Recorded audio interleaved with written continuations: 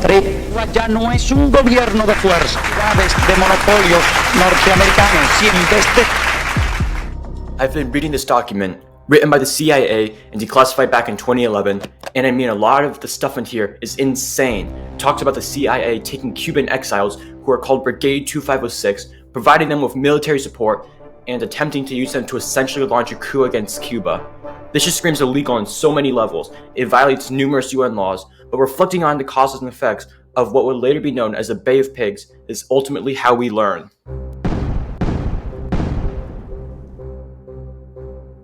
It's the mid-1940s, and Cuba is under US influence per the Spanish-American War, with this guy Bastilla in charge. Now Bastilla took power in an interesting way. He did what's called a coup d'état, which is a French word for a punch, or blow that knocks out the state.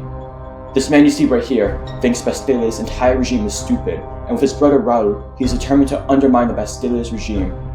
And his name was...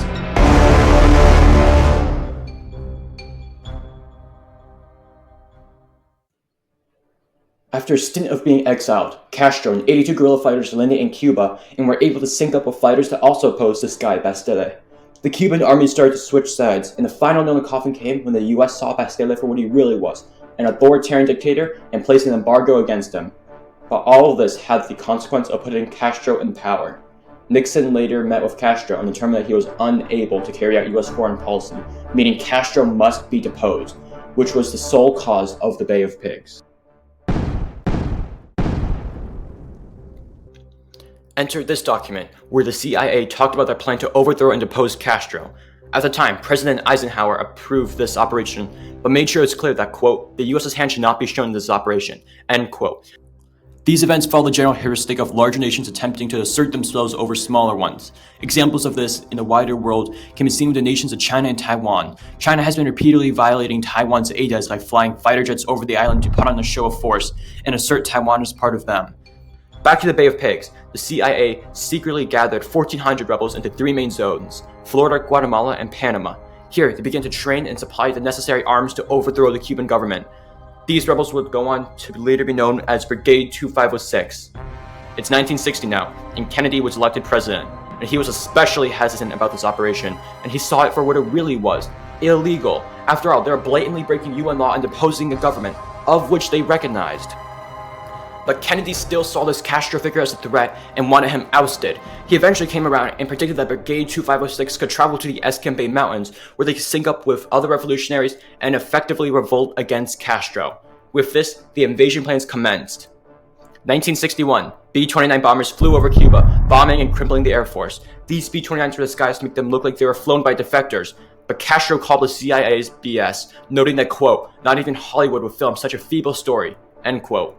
Ultimately, the B-29s failed at their goal of decommissioning the entire Air Force, and that would come back to bite them in the ass. 2 days later, the ground invasion came and Brigade 2506 landed on Cuban soil. Here, we saw the remainder of Cuba's Air Force come and wreak havoc amongst them. Brigade 2506 was decimated.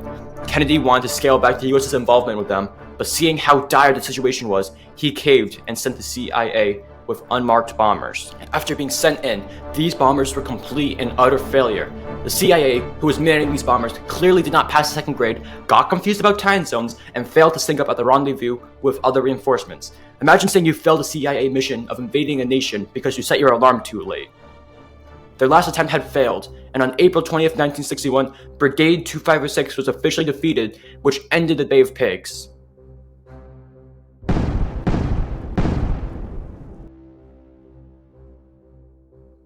At the next UN meeting, Castro flew out to New York where he shared a bear hug with this man, Nikita Khrushchev, General Secretary of the United Socialist Soviet Republics and the one man who frightened the US to their very core.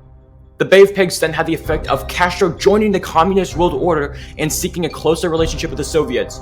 Through the words of Khrushchev himself, the Americans committed a hostile act against a delegation headed by Fidel Castro. The US government pretended it was a private affair. Now Castro and we get along well.